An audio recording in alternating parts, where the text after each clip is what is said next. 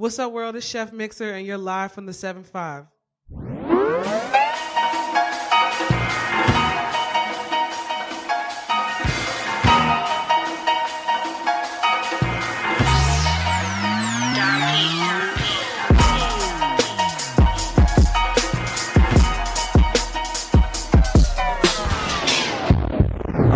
What's going on, y'all? It's your boy Kels. I'm Cakes. Blazing Heat Rock. And we are live from the 7-5 podcast, episode 14.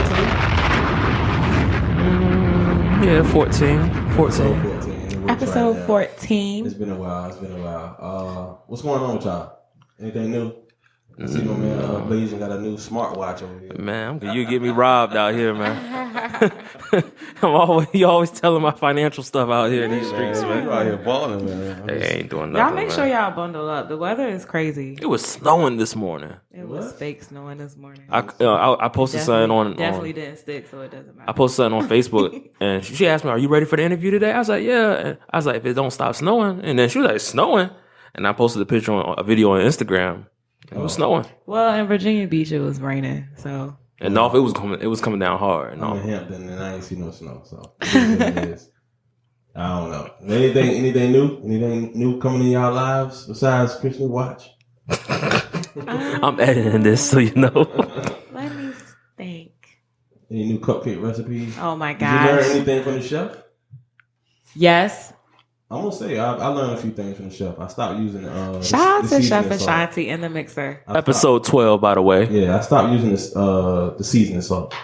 She said that it wasn't good for me. I don't remember why she told me not to use it, but I stopped using it. So Timmy definitely listened to that podcast, like every podcast. And this morning I said, "Hey, I'm cooking breakfast." Okay. Then he says, "Oh, I want to do what the chef told me to do. I don't want to eat that stuff anymore." And I said, "Oh, you must want to cook your own breakfast." Savage life. Right. It is what it is, man. Hey. So, what y'all, music-wise, what y'all listening to right now? Ross. That's it? I like Ross. The new Ross? Drake. Drake and Ross. Shout out to More Life. I was worried about him because he's been dropping forever. And it came out late Saturday.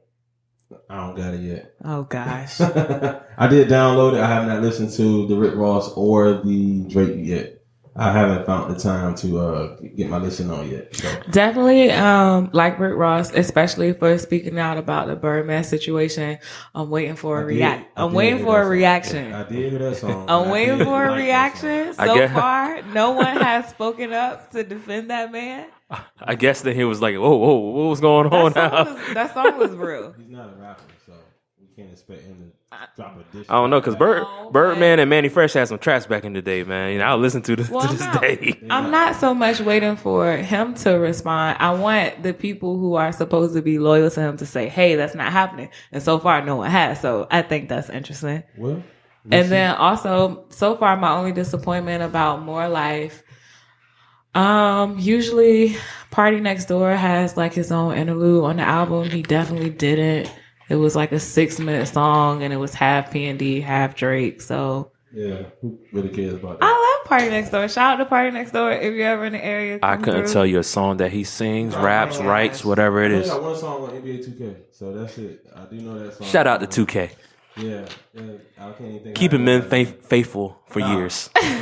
Music wise, man, I'm listening to the dude Slim So. I like the new track that he put out. Norfolk. Both sides. They got a video for that. I just posted that on the page. I'll go check that out. Also, I'm feeling the new Young Money Yon track. Shout out to Yon. That joint, I got that posted on the page as well. I felt like Yon was really spitting some good bars on there. I liked it. We definitely praise John on that joint. You could hear the progression in that song with him. He came up. From gutter to now, I can definitely tell his pen is getting a little bit better. I like it. Oh yeah, facts. Shout out to all of the local artists who traveled to Texas to be a part of Southwest by Southwest. Yeah, dope. I seen Crazy Camp was out there. Traptastic. Crazy old. Shout out Traptastic and Crazy Camp. Izzy the DJ was out there. DJ Illbatic Beats was out there. Working hard to put on for the city. I saw a bunch of other rappers. I can't think of everybody right now, but yeah, shout out to everybody who. I saw Breeze and Cash was was in Texas. Okay. Cash Click was out there as well. So, yeah. Episode 13, Breeze. Yeah, definitely. Episode 13, Cash Click. So, yeah. That dropped Monday. There, man. Yeah, hopefully y'all get bigger and better networking and investments and stuff like that, man. You know what I mean? That's a good look for y'all artists. That's exciting. Didn't know we were mentioning the local artists that we were listening to. We actually had a submission from Popular Act. Napoleon Complex 2 is available on iTunes. And I know that SoundCloud, much. I'm not sure. Oh, it's definitely on SoundCloud, but I downloaded it on iTunes. He was rapping. He definitely was rapping. So I got a chance. I was excited to hear from him. That's Popular Act ACK. And on Instagram, Oh Father God. That's his Instagram name. Oh Father God. Mm-hmm. Okay. And then also I'm not too fond of his Instagram. also asked the people that I follow who they listen to locally. A lot of people responded Hugh G. Mm-hmm. So shout out him. LP. Yeah. I got a chance to listen to one song. I liked it, so I'll listen to the remainder of it on SoundCloud. And then also Streets G4G. He actually produces the music and the video, so I thought that was interesting. So shout out to him. Okay, cool. Well, now that that's over, let's go ahead and get into why we're here today. Episode 14. But look, I want to call this Buy Back the Block. Buy Back the Block. Buy Back the Block. Buy Back the Block. That's the name of this episode? That's the name of this episode. Okay, that's dope. Usually, Kate's named the episodes, but I just, So my said. job's been stripped, so Yeah, that means you're yeah. writing a bio. Well, listen. Don't text me. Look, Yes. So listen, episode 14, man. You know how we switch it up out here. We always do something new and innovative for 2017. So let's go ahead and introduce this guest right here, man. I just know no other. The name speaks for itself. Mr. Joe Dillard is in the building right now for episode 14, man. How you doing today, Joe? What's going on? What's going on, guys? Thanks for having me. Yeah. It's a good day to be alive. Good day to be alive, man. Yes, sir. What a time to be alive. I'm with it. So, Joe, before we get to all the political stuff, What's before going we on? get to that, we want to know Joe the person. Joe the person. Before we get to that, so I'm gonna ask you the same question I asked everybody else who's been on this podcast with us. What is Joe listening to right now musically? What you bumping to? Drake right now. You got that Drake? I didn't know it came out last Saturday. I thought I had an exclusive release yesterday when I downloaded it late last night. But Drake right now, I'm trying to let it grow on me. All Drake albums have to grow on me, Okay. I didn't even know until you guys just said it that Birdman was dissed by Rick Ross. So I'm trying to turn over to the side and listen to it on my phone and my headphones to hear what I'm talking about. 'Cause I love to hear good. no, diss. you're gonna. It's not even this, and the track.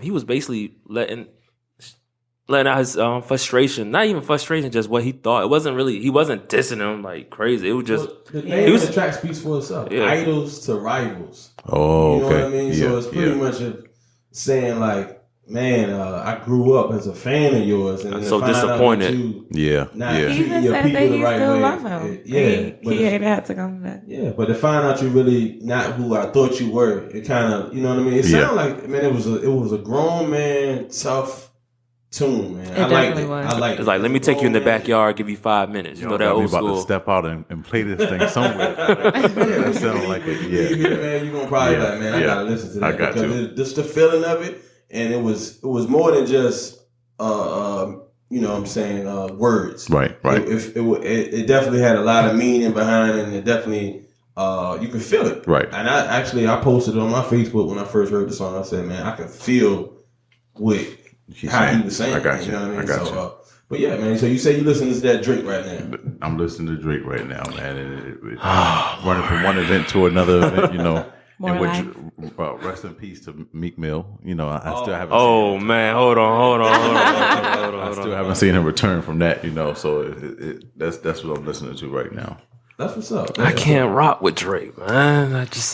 I mean, people make bad decisions all in their lives. I don't fault people for being under 18 years old and having to go to Maury High School. Oh, wait a minute. man. How many minutes into the Listen, podcast? like that's not your choice. You know, you were young. Oh, But when you that can't, hurt. Listen, wait a minute. Listen, I usually joke my other co-hosts over here. But listen, I will direct these. We about to have bars towards you. Oh my God. I was just saying, I will direct these shots towards I'm you. just saying, man. You my know, brother. everybody can't be a comic. I bro, you know? love for everybody Grammy. can't make everybody It's can't the make the other best high decisions. schools. Okay. All right. Nah, church. Oh no. That hurt. Since you brought that up, let's go. Like I said, we want to know Joe, the real person. Right. So, From you Granby? from the? You went to Grammy. You were Right. comic. What class? 2007. Class of 2007. Correct, You know what I mean? correct. We 2006. 2006 over here. I think You know I'm what saying? honorary 2006. I played football. You know, so I was with Bobby Rome in the whole Bobby 04 J. 04 era. So by the time I hit the Kurt 2007, Belgrave. everybody was young. Yeah, Kurt. That's my boy Kurt Belgrave and them. So it was pretty interesting. Pretty interesting. Throwing out the legends out here. Yeah, you know. I mean, they just players that went to Grammy. That's all I know. Everybody can't play. Everybody can't play bigger ball, man. I gave Bobby a lot of credit until he went to UNC. So I'm a Duke fan. I'm a Duke fan. This March Madness, I stand with you in that. Okay. You know, Stand with you in that. I'm with you. On that. But it's orange and blue in this room, baby. It's orange and blue over here. Right. So listen, man, you being from the area, so I read up on you a little bit, and saying you was from Titustown. Yep. No. So hold on. But before that, so you were born in Richmond, Right. right, and then moved to Norfolk. Correct. All right, and then y'all happened to move to Titustown area. Titustown. So man, Feather and Fin and all that, man, you know about that. Feather and Fin, the Chinese spots. Okay. Man, it goes back 98. The Titustown Rec Center before it is what it is today. The little one hallway, Okay. 2 rooms. So I go way back. And Hey, I look. say I moved here when I was 6 because I just remember I started school here. So I might have been 5. I might have been 4. I just want know I to. started school. He said Titustown. Shout out to the Blue House. The Blue House. Shout out to the Blue House, man. Legendary. Joe Legendary. been in the Blue House before. Oh, I have. Every Saturday, my father go to sleep and I sneak out there. And I'm tired. Oh gosh. So I had to take the car. You just slide out, take the trash. Don't be gone for 15, 20 minutes. Go ahead. Nah, Go ahead on, Joe. the Blue House, legendary. There's a lot of stories out of the Blue House. Hey, I'm with that. Yeah, definitely. But, you know what I'm saying? Feather and Fan, man. So you know about the chicken and cheese sandwich and all that, man? Oh, gosh. I know. Breast with cheese on it. I know about Feather and Fin, the chicken Look. breast and cheese sandwich. I'm all confused over here. What you talking? I've been in Norfolk all my life. Well, most of my life. It was a Feather and Fin over there. Yeah, man, come Yeah, it on, was a man. Feather and Well, Fin you was sheltered as a child, man. I'm from, you know. I'm the shelter. Those are Feather and Fin Chris- churches. Churches near there too. Yeah, I know what churches was on Hampton Boulevard, yeah, but yeah. Feather and Fin, I never knew Feather and Fin was over there. yeah, man. Come on, man. You ain't, Only Feather Fin I know is the one on Tidewater and Princess man, Anne. you're not a legend like me, man. I'm out, It's man. a feather and fin on the beach. Is a Feather and Fin out the beach? Or Pollard? Pilots, about never that. Nah, mind. that's See? polished chicken. See, we ain't you- talking about Two polished. pilots out the beach. We talking about Feather and Fin. Yeah. Tomato, yeah. tomato. Nah, ain't no tomato. That chicken breast sandwich. So listen, besides growing up out there, the stories, man. So it makes it good that you know what I'm saying, from our era. Right, So you relate right. to a lot of things that we've seen and we've done and you know what I mean. So you know about $2 Tuesdays. I know Back about in the day. $2 Tuesdays. Mystique. Club Mystiques. Okay, you know about that. Old Picasso. Oh, Legendary. Peppermint. Legendary. The Peppermint Beach Club. Oh gosh. man, hey, I know these ancient. places. Joe, you might be my favorite guest that we had. Bada Bings. we were too young, but we got in there somehow. I'm not calling any names, but I did get in the Bada Bings before I was 25 years old. Got you. Guys. Yeah, Joe, yeah. Joe, man. Joe is my man right now, man. And I'm really happy to have you here because, like I said, you relate to a lot of the things that we went through, and it's like our era now. Well, I guess it's called the cool era. Right. The cool era. We're now, a voice. Definitely. You know what I mean? Definitely. We're now our era is now the big change in this world now, which is man. We never thought we would have had this responsibility. You know what I mean? Agreed. Back Agreed. in the day, and it's like now, you know what I'm saying? Our points mean so much. Agreed. So how did you get involved with the NAACP? I graduated from Norfolk State University. So Yeah, my alma mater. I'm in there too. Right. So you can relate. My senior year, I've been doing all these other things of non-curriculum type things, and I'm realizing I got a semester left. I got to get a job. I got to do something with this degree. One of my classmates named Brittany saw something in me and was like, hey, you're in my political science class. I see you as a leader. You talk up in class. I want you to join a couple of organizations I have. We got the Norfolk State NAACP chapter. We got the Norfolk State Democrats. This was when Obama was running for the first time in 2008. Mm-hmm. So I really went on the political circuit. I said, okay, let me get with the NAACP, see what this is about. Mind you, so I joined the NAACP shortly after I became the chairman of housing and community events. So we started doing some things with that. I graduated and I was in that dark place of really not knowing what I had going on in my next step.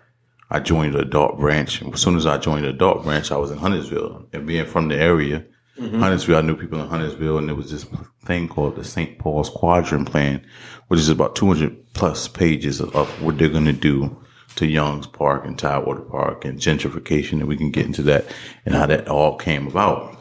So I became the economic development chairman. I took that plan and broke it down to each chapter was one page. So we had 13 chapters. And you could pick it up, and now you have 13 pages, and you will understand the whole plan and what they were trying to do as far as tearing down Young's Park. How are the people of Young's Park going to be allowed back and things like that? So from that point, I never saw myself as a leader. Like I never was the tie guy. I was just a football player wanting to get engaged. So from there, the president made me the vice president while I was out on a cruise. So I came back from the cruise. Boom, I became the second vice president of the NAACP. He got pulled up to become the director of Black Men and Boys under President Obama. And my vice president didn't want to be the president, nor did I want to be the president, to be honest. But I got pulled into that, and we've been rocking ever since, man. I actually seen an article where it says Joe Diller, youngest NAACP branch president. Right. And I said, man, hold on, man. I gotta read it. You know what I mean? I had to read it. Right. You know what I mean? And then more people that I know and that we know have in common of friendship or whatnot, really started putting, taking blinders off of me and said, man, this is something you might want to pay attention to. Right. And, you know what I mean?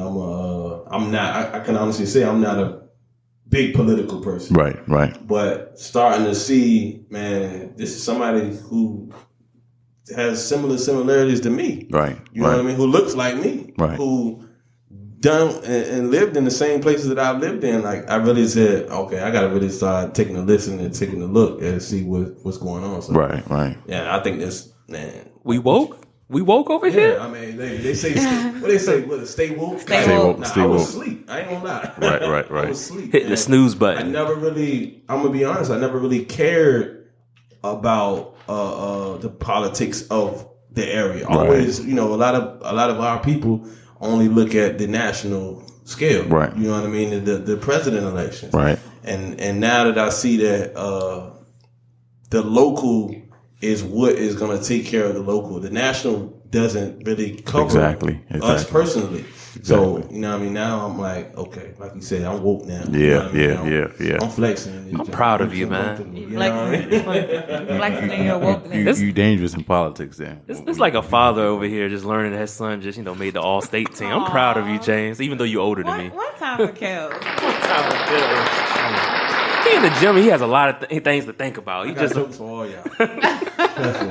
Journey is not over yet. Don't do it. Now we got a guest though, so I'm Okay. trying to be on my best behavior. But go ahead. Okay, so did a lot of research about you before you came, and I read you stated, if I don't like the roads, if I don't like the way my educational school system is run, I'm in a position right now where I can really make an impact, and I would rather try and not succeed than sit on the sidelines and complain. Y'all really did some research. That's deep. I have to. We do a little something over here. No, that's deep though. I like that. I like that because That's bars. one of my Without bars, you know what I mean? Bars. Yeah. something that's important to me now is that I want to say the wake of current events, I guess, going on around us. Right. And people become so frustrated, especially my peers, and they wake up and they're angry and they feel that, I want to say the majority can't really relate to them being young and black. Right. And then they're frustrated for maybe like 3 days, and then they get distracted by something else. Right. So I would like to know, how would you encourage your peers to focus their frustration and become engaged in community issues and abroad, really? Right. So in our community, I don't believe it's just African Americans. I believe it's all young millennials. Yeah. More specifically African Americans, if we understand what's really going on in our community. Like, one thing that I always speak about when I'm talking about the black dollar, it doesn't stay in our community very long compared to other communities. It stays in the white community for 9 days, the Jewish community for 12 days, the Asian community for 18 days. But in our community, I can't come buy cupcakes or cakes from you because it only stays in our community for 6 hours and trades hands only one time. And that's usually when we're in church. So when we start talking around these conversations and realizing that, hey, if we take all our dollars and put them into a bank, we'll be the 17th wealthiest nation in the world, but we can't spend our dollars with each other. I mean, if they don't wake you up to really get engaged and stay engaged, one of my biggest, I believe, regrets, and I try to say that I never regret anything. Like, I love to live my life the way it is.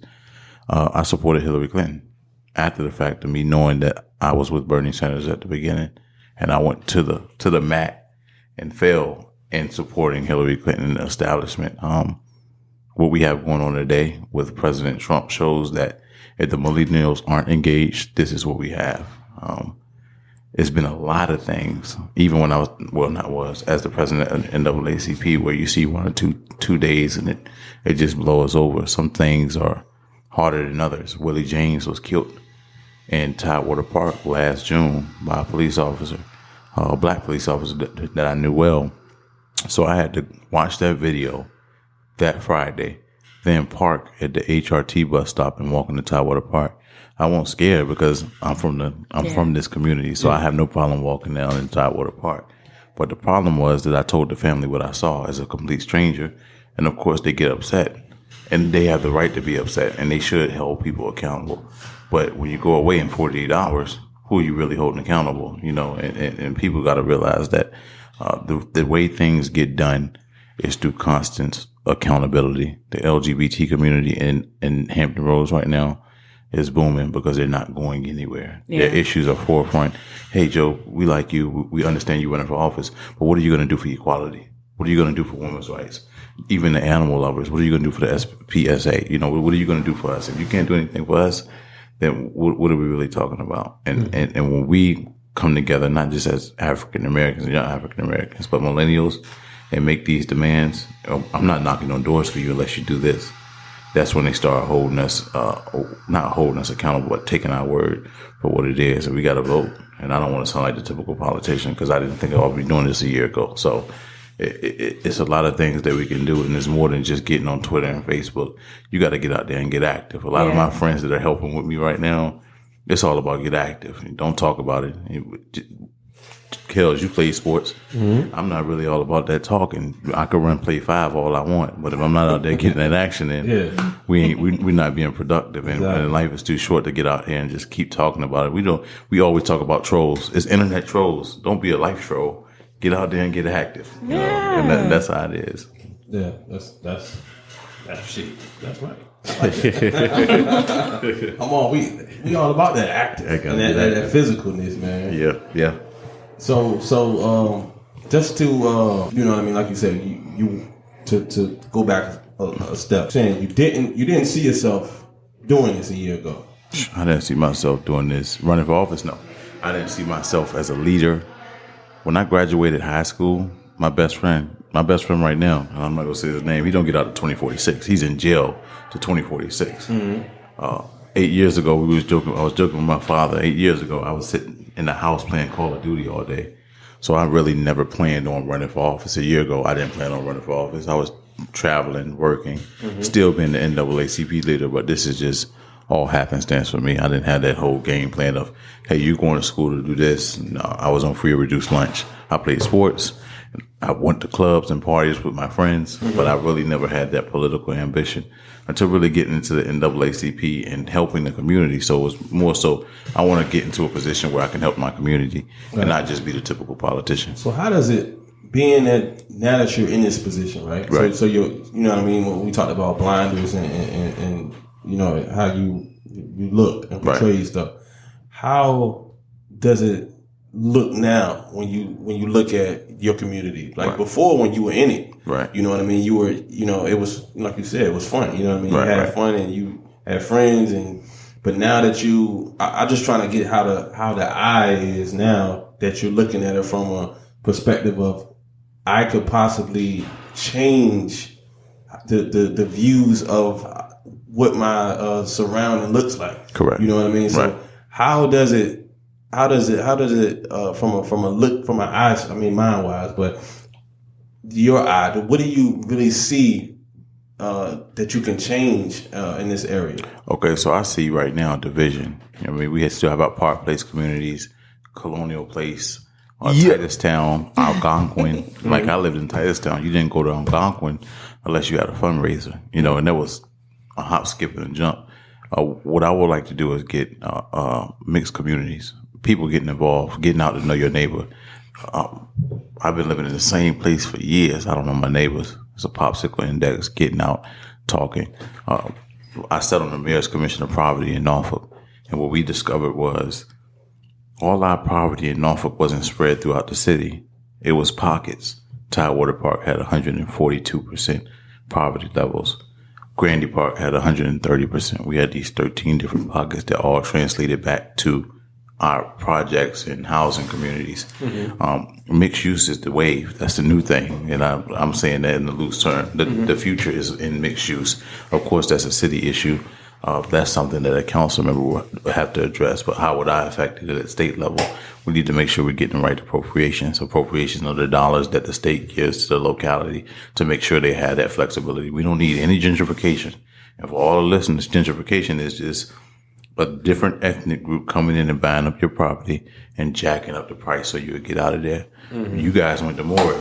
You know, Ghent was a black community before it was the community it is today. My grandmother loves telling me that. And Lafayette Shores was the black community. Right. So all those, they were gentrified. So Ghent was Park Place, technically. And then somebody came in, bought some of the property, and that's what we want to avoid. So in order to avoid that and build these mixed use and mixed income city, I want to make sure we have the right appropriations to do so. So do you think that, I mean, I know you touched on how, you know, they want to tear down, they wanted to tear down these, I guess, parks. Right. They wanted to tear these parks down, public housing. Do you think that is slightly a good idea? You know what I mean? Because if you from the outside looking in, that's why I like because I'm from there. I don't have to be politically correct. I think it's a great idea because you need to put people in positions where they can see that they can climb and grow. I think mixed use is it. Do I think that Tidewater Park should take its 700 units, tear them down, and give them people vouchers and say, go where you may? No. I believe we could tear down Tidewater Park, build 700 fully subsidized homes, 700 half subsidized homes, then 700 homes that are at market rate. So you have that mixed use or that mixed income where if somebody's fully, I hate that we grow up and we have friends that lived in the community with their mother. Now they have children and it's generational passed down the generation and it stays. We can do so much better. Look at us sitting at this table. I'm not even supposed to be running for the House of Delegates. If we're going to talk about statistics, I'm not supposed to. You guys might not even supposed to be on this podcast. It was something in us that made us want to do better. It might have been somebody we saw in school. It might have been somebody we saw at work, but it was something more than being in those communities and all we see is poverty. Let me ask you this. You mentioned that it's generations in those housing communities. Accountability. Can you say that, you know, some people are not using their resources to their best ability? I think people go for what they know. Comfortable. Everybody wants to be comfortable. One of the most uncomfortable things I've just done was say that I'm going to run for office. I could sit at home, get my check, and live life. But I don't think I want to say that all of those people in the community, we do have a responsibility in the community to do what we can. But you can't take somebody somewhere that they've never been when it comes to generational. Maybe if you're new out there, we can have that discussion of how did you get here? How do we get you out of here? But if you were born there and it's generational, do you really know that you can get a Section 8 voucher or some type of assistance to get you a job? That then falls on what are we doing as a city, as localities, and not as far as the state. Well, so with that being said, how can you translate that to education? You know, a lot of those areas, you know, the education is rampant. You know, rampant. So since Chris brought up education, I did my research, and it's like I gave her an assist. You mentioned your friend also being in prison until when 20 to 46. Okay. So your top issues are education, economic justice, and criminal justice reform. So you can speak a little bit. Okay. So it's like the school. Thank you for the alley-oop. Or I gave you the alley-oop. And then okay. Okay. Well, I'm using you Malaysian. Okay. Malaysian. Okay. Gotcha. Okay. So for education, what could I do? The localities, people come and say, oh, this is what we need to do in education. We need to buy more books. At the state level, you're so high. You allocate money. That's the main thing you're doing at the state. So what I would like to do is change our dynamics of how we allocate taxpayer dollars. I know a lot of you say you live in different cities outside of Norfolk. Norfolk spends, I believe, under $12,000 per pupil. So if Malaysian has a child that goes to Granby Elementary. Granby Elementary. Elementary. Granby Elementary, that child annually from the state gets about less than $12,000. However, my best friend who's in jail, your same taxpayer dollars, we spend about $28,000 to keep him in jail. It's a lopsided battle. We need to change this dynamic of how are we giving our kids so little, but giving so much to have people housed in prison. So what I can do, or what I plan to do in public education, is make sure we change that, where it's impossible. The political answer would say, yeah, we're going to have $30,000 allocated to per pupil. That's impossible. However, we can change our allocation, and I can advocate for us to have a better allotment where we can compete with people like Northern Virginia and other parts of the state. So that kind of ties all into one big public education push. I've read or heard that by third grade, the way you test in third grade, we determine how many prisons we're going to build. Wow. Now that's mind blowing. So by the time you're in third grade, not how many times you got suspended, but by how you're testing, we're going to determine how many prisons you build. I would like at the state level by third grade, we're determining where we're going to path you. We need a bigger VOTEC. I remember when we were in school, VOTEC was like, that was it. Yeah. They wanted to turn Lake Taylor into a VOTEC. There are things that we need to do for people that don't want to go to public or higher education. So there are things that I want to advocate for. And one thing about Richmond, a lot of my friends that are helping and support say, okay, what does a delegate do? A lot of things about Richmond are right now, you got 34 Democrats in the House of Delegates. You got 66 Republicans, I believe. There's 100 altogether in the House of Delegates. You got to have a majority number to get things done. So right now, if I get to Richmond November, I don't like to say jinx myself, but with your support, we'll get there.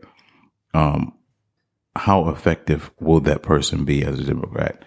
It's going to take seniority, because when you get there, it's not like, okay, Chris, pull a straw. Here's your straw. You're now number 2 in line. It's all in seniority. You got to be there a while to get things done. And I'm just glad as a young man that I'm deciding to do this now, because 15 years from now, when you guys call me up and say, we need to get this done, it's going to actually be younger men, younger African-American men with some influence to get something done, rather than waiting until I'm 40, 50, and then sit in the seat for 5 years and really never be able to do anything for you. So it's going to be in the longevity in that effort. I'm gonna go back again about the housing thing. Yep. So as far as this is just something that I think in my mind. I'm not sure if it's, but I wish it could work the way I think it could work. You know what I mean? Right. Now, like what we talked about, how it's evolutions that stay in housing, you know what I mean? Mom, grandmother be there, and then daughter moves across the street and stuff like that. Right. Is there a way, or I always think that, I'm like in my mind, like, why didn't they put a cap on it? You know what I mean? Where it's like, you can only live here 5 years, and after 5 years, you gotta, you know what I mean? Like, why do we put a crutch on them and say you can live as long as you need to. You know what I'm saying? I always think like that, though. It's interesting you say that, because one thing I know about millennials, especially African Americans, and y'all, when we start voting, it's going to be scary, because that mindset is the mindset or opinion of a Republican. And what I'm realizing is us at our age, we really don't identify with parties. We identify with issues, because we have a little tolerance for stuff like that. I came from the projects, so I'm not going to sit here and say you can stay here all your life. You need a 5-year cap, and you need to get off that crutch. But politically, that's not a democratic view. You say, hey, you could take as much time as you want, and we're going to keep you in the system. And it's a real thin line, because if somebody was sitting across here that wasn't from that neighborhood was to say they don't really know how to address it, because you might want to be kept there. You know, so I when it comes to the 5-year terms, I think putting terms on it, I'm not certain about, because I've seen certain issues where they might need it longer. But I think there should be mechanisms in place from the state that helps get jobs and helps you get to the level you need to be. So in 12 months, Kels, we'll sit down and we got this family. It's our duty for 12 months to make sure these 3 of these family members have a job. After that 12 months, we're going to have 24 months where they're going to have a job for a year, and we're going to help them with housing. At month 36, they're going to be walking on their own. They got to take the training wheels off. And I think those type of things and those type of processes could help out in that issue to break that generational. Like a review. Yes. Like you're going up for a review, provisional. Yeah, like evaluation like you said, hey, we'll evaluate, the progress of you moving forward, in a year or so. And we'll have things in place. Like I thought about this. I have thoughts. I used to drive 50 minutes to work every day, right? And, I always wondered like certain stuff that I was thinking, and I'm like, man, why can't we do that? Why can't we do this? But like you said, I don't want to seem like I'm teetering on the Republican side, but why not? It should seem like why can't that be like a unit, right? Together, a common idea where it doesn't have to be Democratic or Republican. Why can't it just be I don't even make a word up for it. You know what I mean? Democratic. I agree with Kels. You know what I'm saying? I agree with you, Kels, and I like that Joe said that millennials they identify with issues and not so much party lines, because there are times when the Republicans, they say their ideas and I'm thinking, man, sense, right? That's not a bad idea. But is that why you voted for Trump earlier? I tend to, first of all, shots fired. I took my grandmother to the polls. Shout out to grandma. I had to help her Buttermilk fill out biscuits. her ballot. And let me tell you, I read that ballot to her several times. And I said, do you know who you're voting for? Yes. Do you know who you would like to vote for? Yes. And I can guarantee that no one in that car. I got you. I'm just messing. I'm just messing. But no, it's rough because they don't have all horrible ideas, but I would say that I vote along party lines. Yeah, I'm with like Joe said. Like sometimes it's teeter-totter. You know what I mean? But it sucks that you said it has to be the Democrat. You know what I mean? Or Republican. It got to be either or.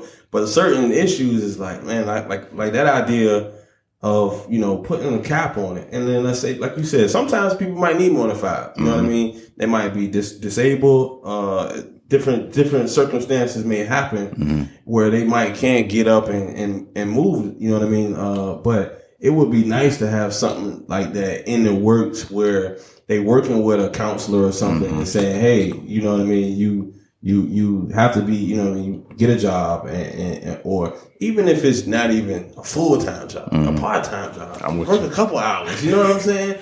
You know what I mean? Because I think like that, me being me, like when I file my taxes every year, you know what I mean? Me not having children or anything, and I'm like, oh my God, man, I ain't getting nothing. Let me tell you, shots fired. Being single with the host. Like, why I gotta pay all this money for doing the right thing? For being a regular, you're not allowed to have those thoughts. You know what I'm saying? Oh my gosh, I be thinking that, but I got hit crazy this year. Yeah, and then you look at the people where you're like, man, this thing, old so and so got a few kids. You know what I mean? Hey, so, kids are blessings, right? But listen, you mad? You mad? I'm teeter-totting on that line. But You know what I'm saying? Like, oh, so and so got kids. She got this many kids, or he got this many kids. And the fact that I'm looking at it like, okay, I was responsible enough not to have children, right? Now I don't mind you giving her babysitters or childcare, Vouchers. Childcare is Vouchers. cool.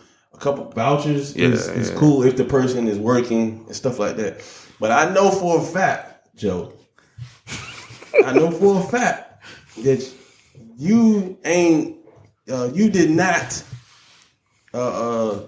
use, they did not take we about to hit this record out of taxes from you. I know they didn't take 10 stacks from you in taxes. I know they didn't. So how you getting 10 stacks back, Joe? Hey, you know what I'm saying? Edit this And out. I'm over here on I'm just trying to figure this out. That's all. because I'm mad too. However, That goes back to what I said earlier, but I really Shout out to them tax I'm deductions. telling you, man, if you really listen to it, that's it's the Republican. You sound like a Republican, but it's really issue based. I swear, like in 5 years, we're not going to be having this conversation of you saying, "Oh, I'm on party nights." In 5 years, right now, the millennials make up the largest population of the workforce. We're not voting yet, but we make up the largest population of the workforce. When we start voting, the parties are going to disband. Like, there's not going to be a party now. We had this thing in Hampton Roads, and I probably shouldn't make this plug because the party will probably be mad. It's called Invisible 757. They don't identify with any party. There's thousands of them. You walk into the meeting, and if you tell them that you're a Democrat, they will throw you out. And they don't care anymore what your party is. It's the issues that are the issue or are the issues. I'm with that. So when he sits here and says, "Hey, families, I'm doing the responsible thing of not having kids," I'm sitting here like, okay, I'm a Democrat.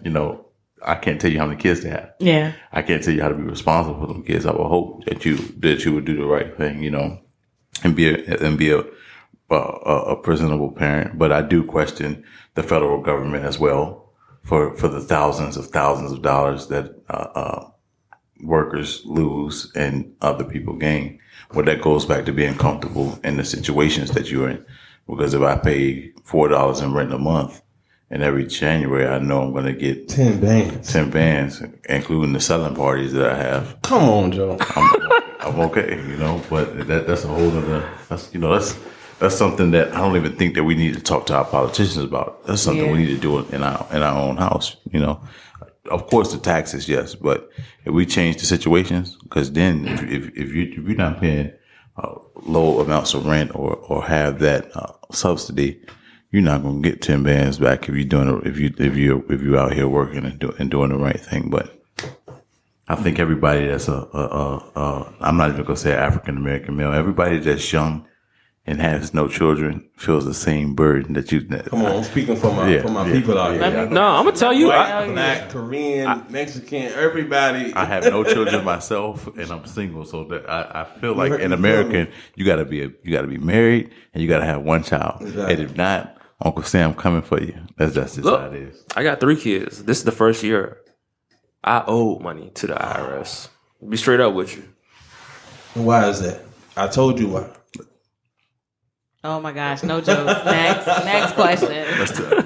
Just so the listeners know, that's federal taxes.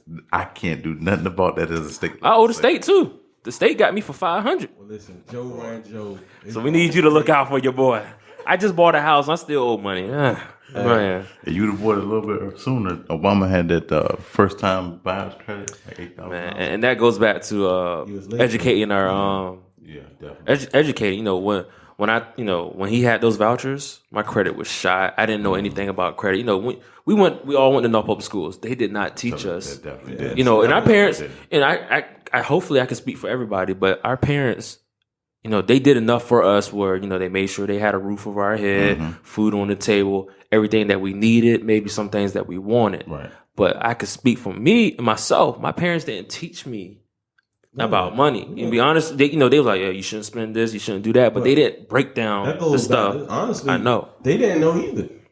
We're teaching our parents stuff about credit and stuff. They didn't know either. They always thought buy it with cash or That's you my know dad. what I mean? So Shout out dad. they didn't even know either. So I can't even blame our parents. You know what I mean? Well, I don't want to say blame. It's just that, it wasn't a priority to teach your child that, I didn't know anything about interest rates.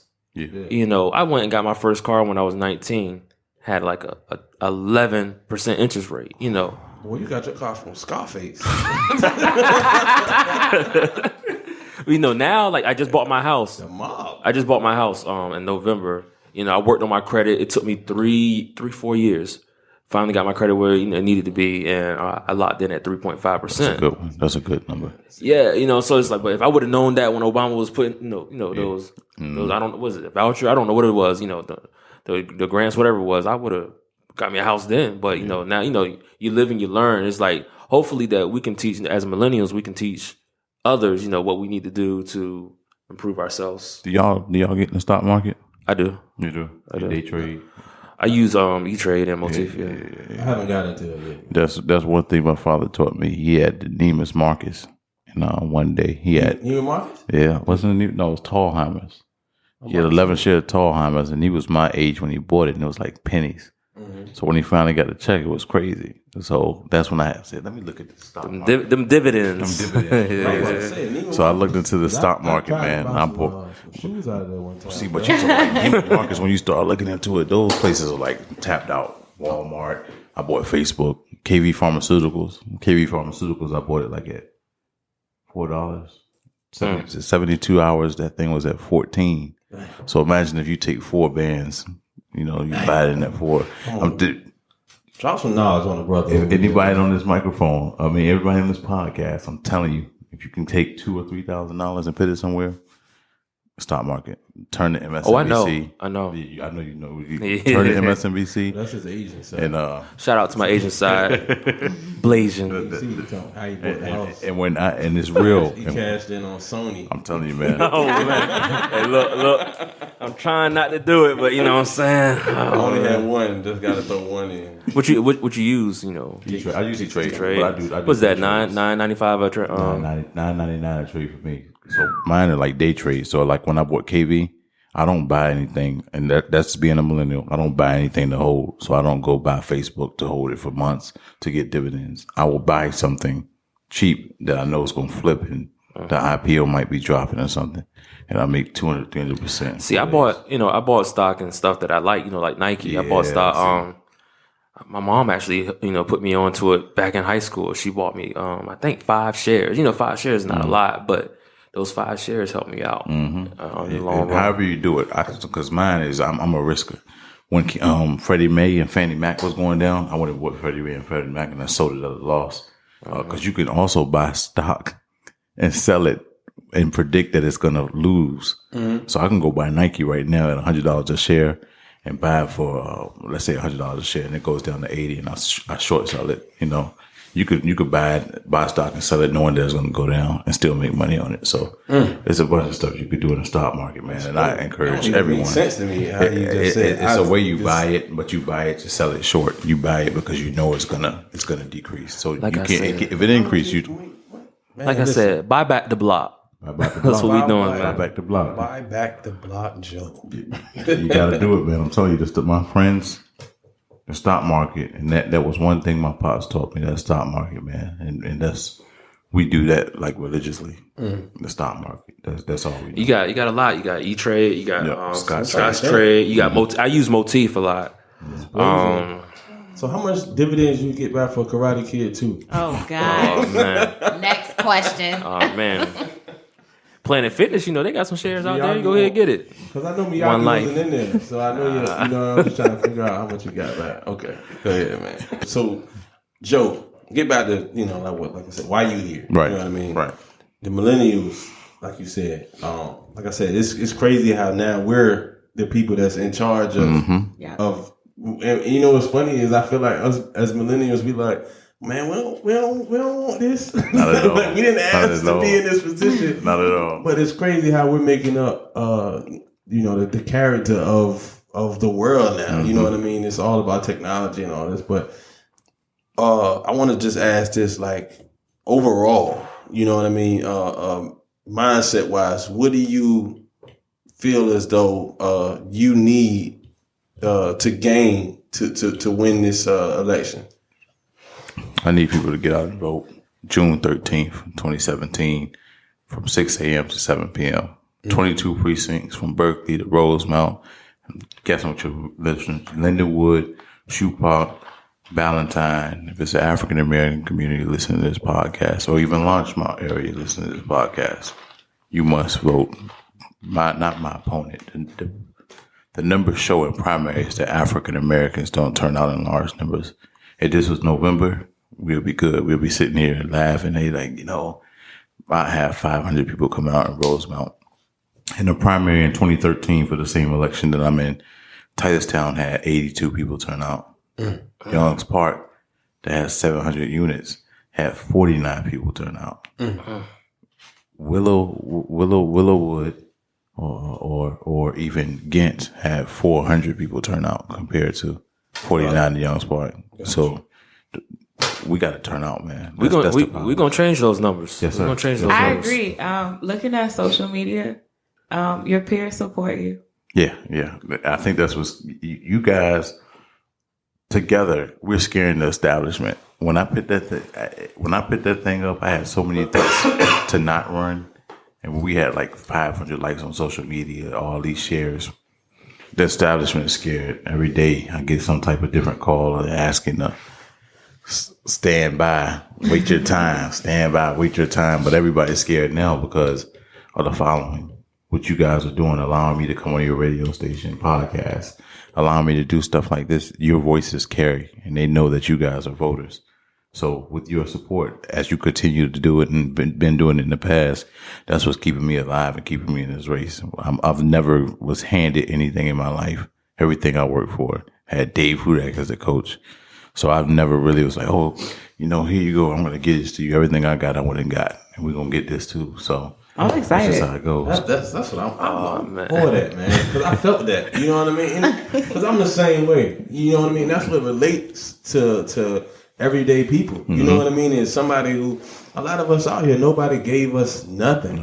You know what I mean? Nobody gave us anything. So we had to go out here and literally grind for it. And I feel like, you know what I mean, with this campaign that you promoting and you pushing, man, it's actually being seen. You know what I mean? It's actually being heard. So hey, if we scaring them, man, we gonna keep scaring them. I like that I can look and see someone that I can relate to. So usually I'll look up and I'll see candidates and I say, oh well, I trust that they'll do their job.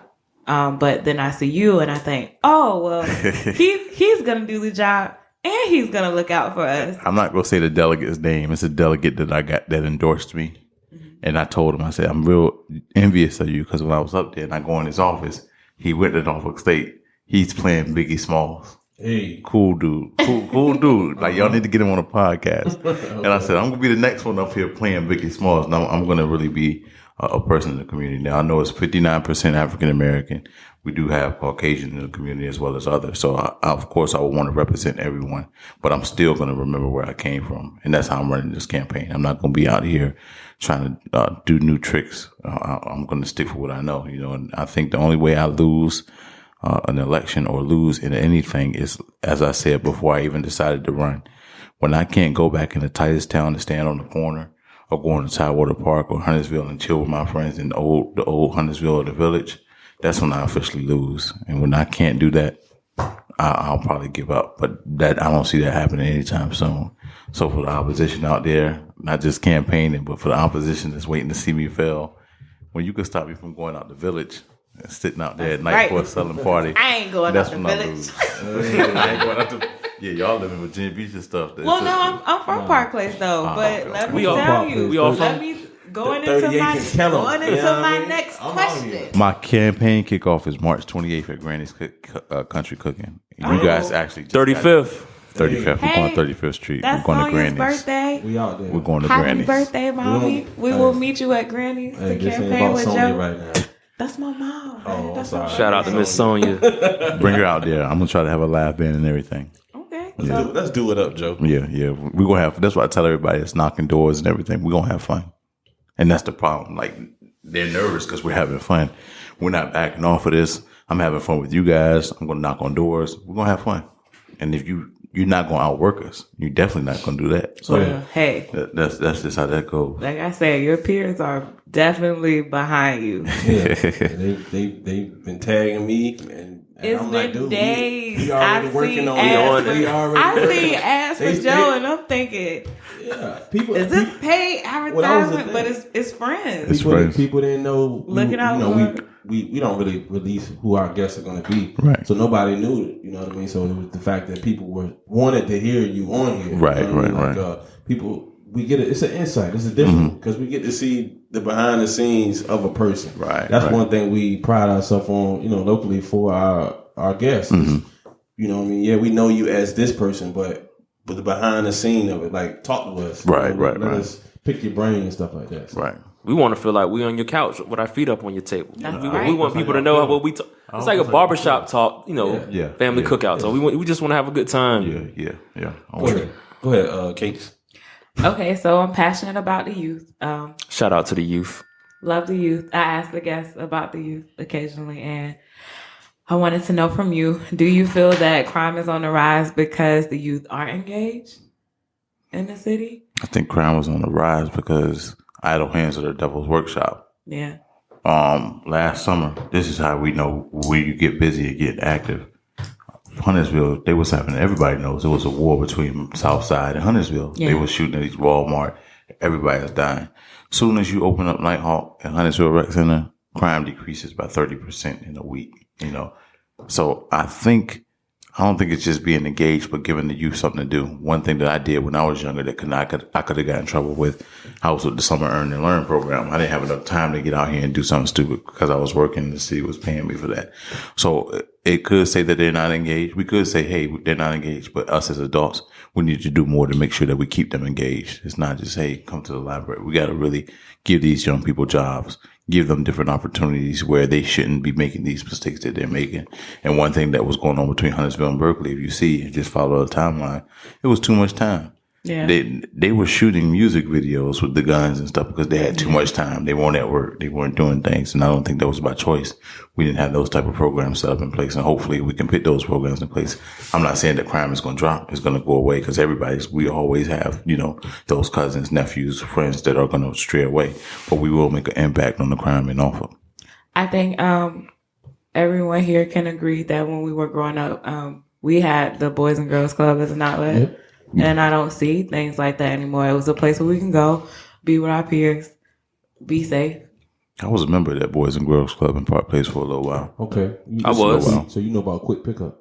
That's the store around the corner. Come on, Joe. With the little blue quarter waters. So I was there. I know the potato logs. I know how the potato logs, man. I just take one.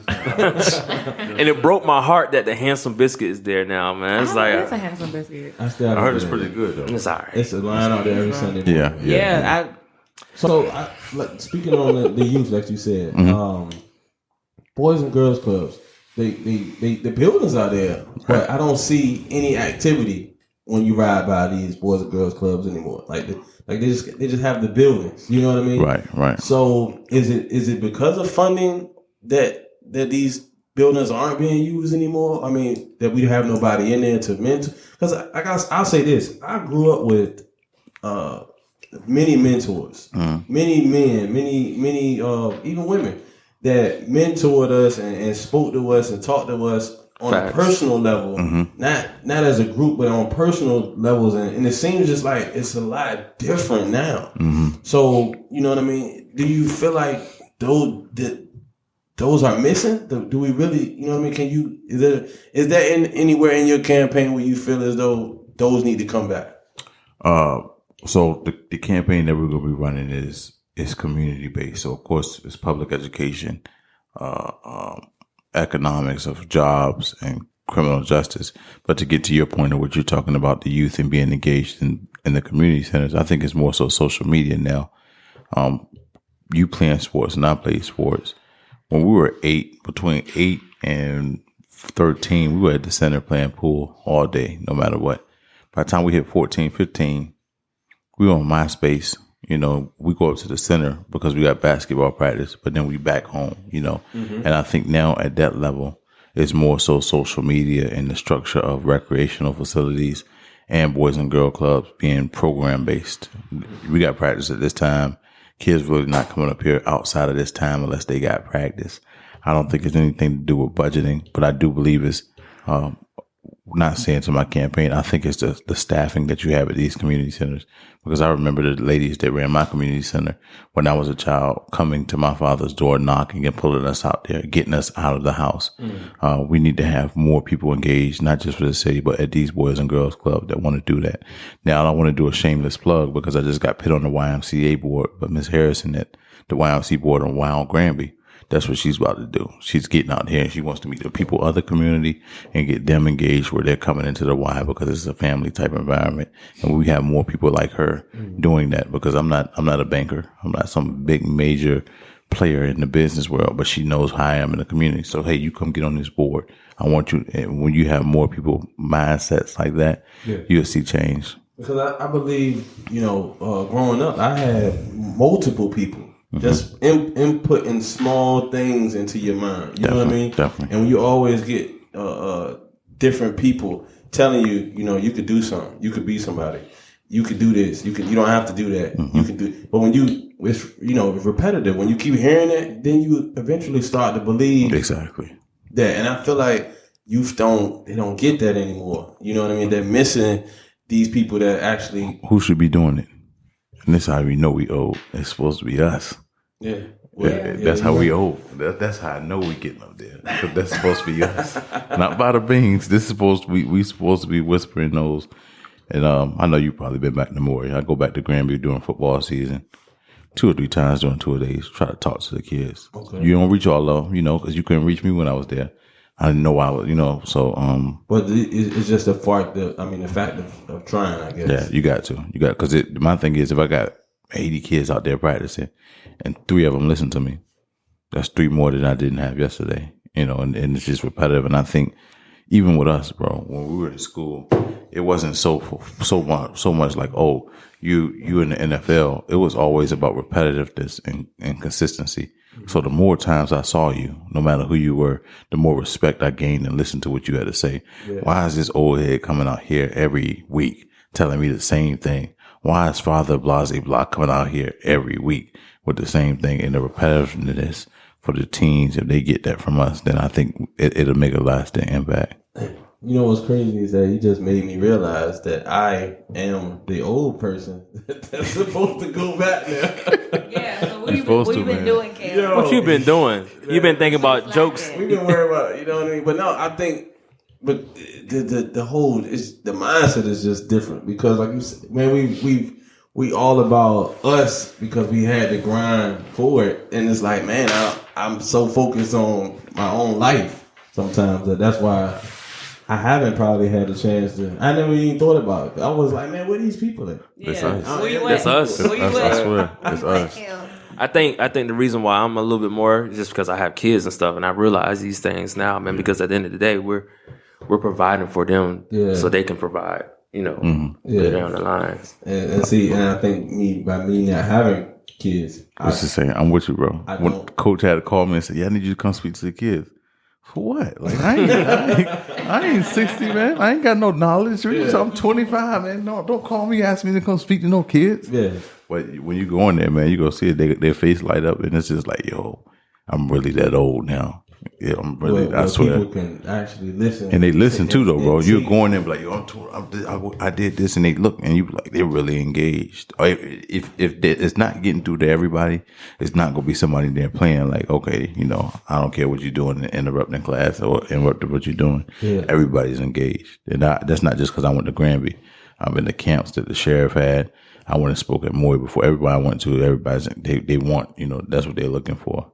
Somebody that's not, everybody ain't going to the NFL. Everybody ain't going to the NBA. But that don't mean you can't be successful.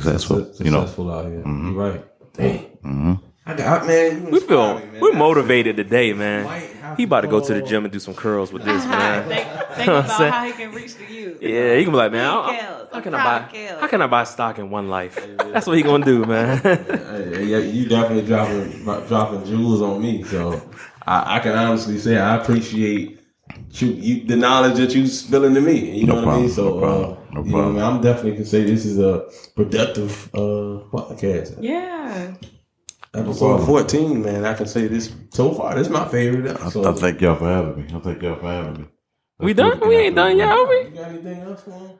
Oh, man. We didn't even ask the relationship question. Man, we didn't even get to the question. Hold on, man. I don't even care about the relationship question. So, Joe.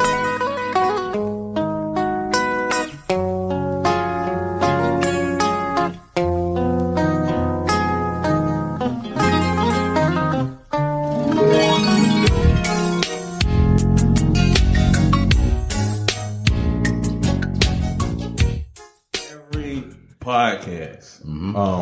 We get our listeners to drop a relationship question to us via email. Our email is, go ahead, Cakes.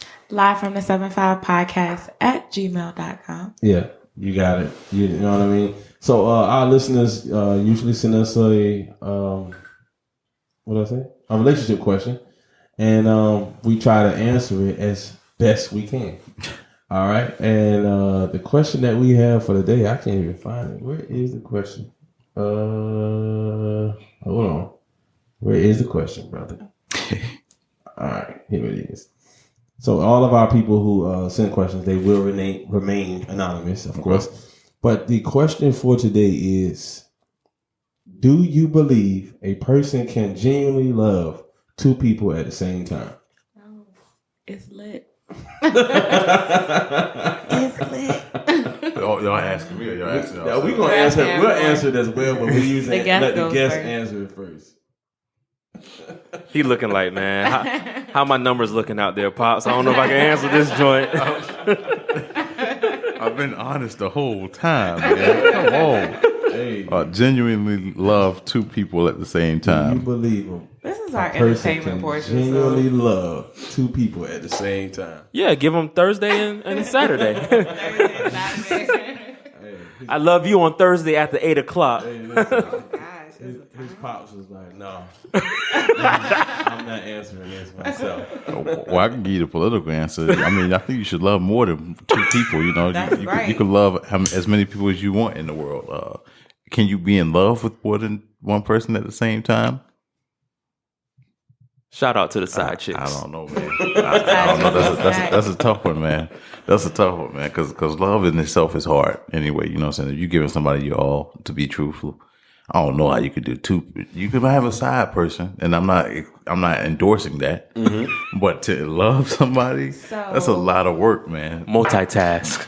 Double love? I don't know, man. Come on, man. I ain't talking about two Valentine's Day. We talking about two arguments. We know what love is. You talking about arguments, etc. But I just got the why campaign would manager you just cut me off. Why would you want to? At least it's getting hot. I didn't even think about that. He said two arguments. That's real. Nah, It's arguments. Love is not roses. Love is tough. True. It's hard. Headaches. Blazing. What you think, man? Let's play rock, paper, scissors. I want to hear you. Blazing is for double the snacks. So. I'll go first. Can you genuinely love two people? I think I want to say you can. I want to say you can. This is coming from the guy, episode 1. He had a side chick contract drawn up. Shout out to our lawyers. Shout out to our lawyers for the contract. Norfolk lawyers type of side chick contract. But no, I'm gonna be honest. I think genuinely you can love two people. Now, I don't think you can be with both people at the same time. Especially like if we talking like marriage and Kale's the philosopher and living with each other type of thing. But I think a person, I believe you can love more than one person at the same time, man. In the same type of love. I just think you can, but I don't think it'll work. I don't think you, law wise, you can't be married to two people, but. You know what I mean? I think you can honestly... Shout out to Utah. Love two people, man. I think you can. I think feelings-wise, you can love two people. They did it in the Bible. I'll tell you that. Hey, people have multiple wives. Multiple wives. So, I don't know what happened. Exactly. I think we need to get back to that, man. Run, Joe, run. What? No, that's not a part of the campaign. That is not a part of the campaign. June 2017 for the win. shoot your shot 2017. What does Glacier have to say? I mean, it's expensive. You know, I'm team cheap He over said here. It's expensive. Now, it probably would be expensive. Yeah. You know, they ain't paying card notes out here like they used to. Oh my God. You gotta. Nah, I mean, like Kel said, you could probably have genuine love for somebody, but you know, dating them or whatever. I don't know, man. I can't really answer the question. I mean, shout out to my main lady. Your only lady? Best answer. She don't cook dinner tonight. Might have a side piece. Is it possible to love two people? Genuinely. Genuinely love two people. To love or be in love? It said, can you genuinely love two people? Okay. I think you could. Yeah. Answer the question as best we can. Shout out to Timmy. What's up, Tim 2820 out there? Being amazing. I think you cannot love two people. I think it is impossible. You fake. You have to give You have to give your all to one person. You just give to a political to make that relationship. Come on, man. To make that relationship. Who's your chief great. strategist? It's not Kels and his side chick. Right? No, man. I think honestly, Press secretary over here. it's never really love. It's probably more so less than excitement. Could be that too. I don't know. That's deep. But listen, Who got the snacks? That's all I need to know. I don't care about no love. anybody listening, if you have a relationship question and you would like to submit your relationship question to us, you will remain anonymous, and we will try to get your question up here for our next guest, and we will try to answer it as best we can. You know what we need to do? Make sure you submit your question to live from the 75 podcast at gmail.com.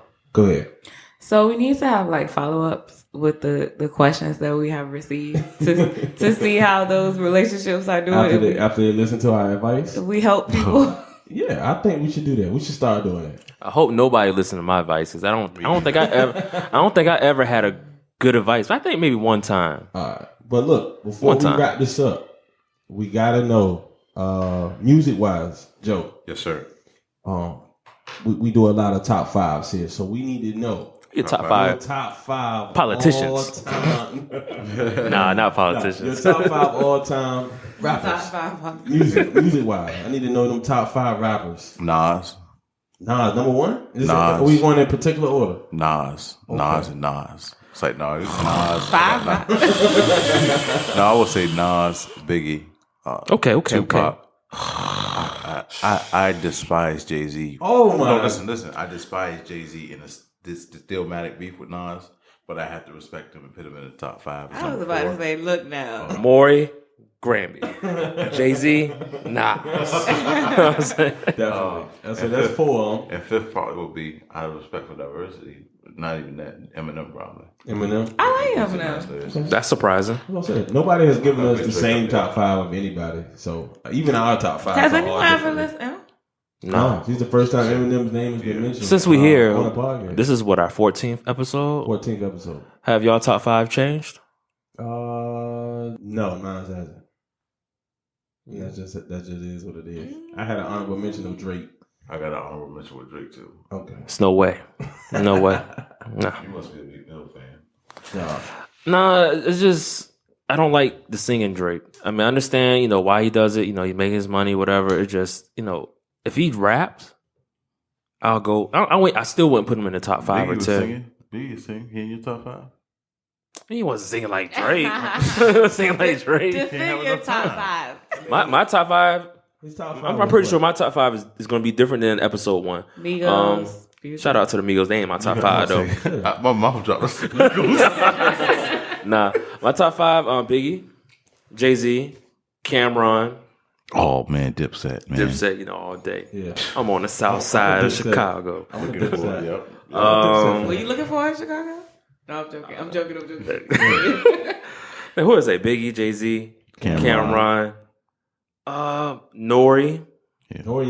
Noriega. You didn't have him in there. I didn't have him in there, but I listened to his albums, Melvin Flint and all that good stuff. And the last one was who? Jen, right? I'm a Friday. Rich chiggers. Boy, I swear, there's somebody in here now. If they weren't in here, boy. I thought it was Jen. No, it wasn't no Jen. Teach y'all Chinese. Was that it? Okay. No, it wasn't Jen. Freestyle Friday, champ? Okay. Shout out to him though. You know my Asian side. You know I'm Asian on Tuesdays and Thursdays. After 6, of course. You know and I say Fabulous. This is my top 5. Fabulous. Okay, yeah, okay. Yeah. Shout out to Norris. I mean, my top 5 changes every day. Like I'm a music connoisseur. Gotcha. Well, Cameron was a good one. Y'all got any more questions for Joe? Oh, or did we you a chairman on the YMCA. Oh, Hold on. Run out the Mind door. you, what's today? Let's get to it. I will not be sworn in or officially voted on until Thursday. Okay, well, this drops Thursday. This dropped Thursday. You're a chairman of YMCA, HRT. Talk that. Count Pretty sure you have a couple other jobs, whatever you're stock doing. Market, get the stock market, dividends. You know what I'm saying? You know, me. Get to it. I'm gonna be straight up with you. My gas lights on. Let me borrow $5. Look, and I don't keep cash, right? Oh, I got Square. I can see you to pay a You got a $5 bill somewhere. Oh man. Joe might got $5 for real. This just went down in live from the 7-5 podcast history for 14 straight episodes. Take a picture. I just want Oh y'all to man, know take a picture. We out here. that My man Blasian got $5 from Joe. So what would you like to tell the listeners? Vote for my man Joe Dillon.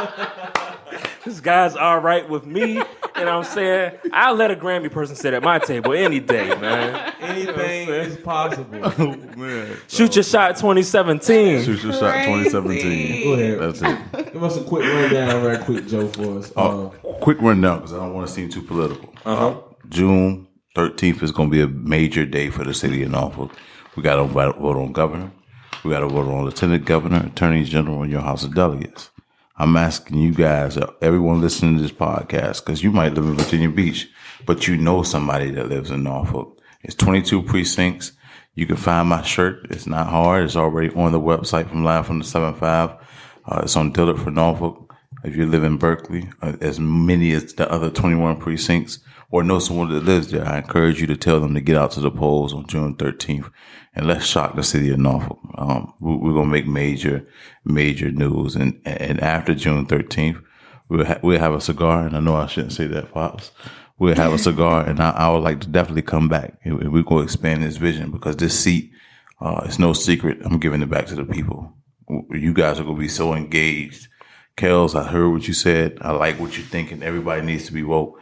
We're going to turn the Virginia General Assembly upside down. I want you guys to feel as though you're voting with me. While I'm sitting on that floor, if somebody says, hey, we need rain gardens in Norfolk because sea level rise. Well, how y'all feel about it? It's going to be, I want to get engaged on Facebook to the point where on my Facebook wall, we're having engaging conversations. We were talking about I was on the toll commission too. I don't really like telling that because people think I have something to do with it. All I had to do was to help with the $5 million allocation. But I want to be able to talk about all subjects. If we want to talk about youth, here's the place that we talk about youth and how we're going to change it and have a strategy. I didn't know about Black Wall Street, the official Black Wall Street for years until I realized it was Tulsa, Oklahoma and what was going on. And that's what we need to build. It's time that we build that up and we give it to our children. And I want to see this in my lifetime. It's not impossible. We can have banks, movies, grocery stores, and that's what we need to do. And this is how we're going to do it. We need to have politicians. We need to have bankers. We need to have people with radio personalities. We need people everywhere in representing our interests. So on June 13th, make sure you go into that ballot booth. And if you don't vote for anybody but one person, make sure it's Joe Dillard at the bottom of the ballot. Yes, sir. Hey, go ahead. You got any plugs, anything you want to shout out? Oh, definitely. My friends, the squadron. One of the best things that I've ever had is a group of friends that I travel with. Passport Posse, Willie Ward, Yes. Derek Walston, Travis O'Bannon, Patrick Wright, Darrell O'Bannon, as well as everyone. It's crazy because I can't think everyone. It's a wildfire. So many people are excited that we're doing this and we're running for office. I don't think it's just because of them reaching out to you guys. I think you guys are genuinely excited to get this thing done too.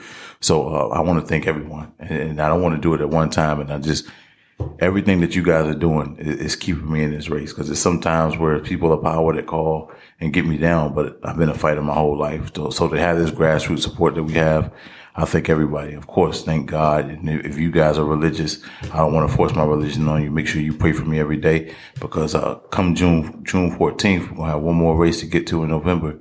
But then in December, this seat, I'm telling you, Kels, everybody getting invited to the General Assembly. We're going to be having these selfies from the floor. We might get put out, but it's going to be ours. It's going to be ours. It's going to be something different. Definitely something different. 7-5, we're going to be there. We're going to be there. 7-5? Yes, sir. Yes, sir. We out there. We're going to definitely get it done. If we out there, if y'all say we out there, we out there. We out there. As long as they have fried chicken for me, I'm there. I'm there. They got some places up there. Mama J's. I've been telling people about Mama J's. I told my co-host, I was like, yo, stop by Mama J's. Somebody told her it was overrated. Man, I heard overrated in the line and I went home. Now, the line is official. The line's official. Yeah, and so is McDonald's. McDonald's is not Mama J's. 12-week fitness, we don't support that. If you're going to do your body harm, do it right and go to the soul food spots. Don't go to McDonald's. Listen, man, Joe, shoot, man, we definitely appreciate you being here, man. Thank y'all for having me. You could have been anywhere in the world, but you was here with us. That's where I needed to be. That's where I needed to be. Thank y'all. Man. Thank you. Man, all the insight that you dropped on us, all the knowledge, man, we definitely appreciate that.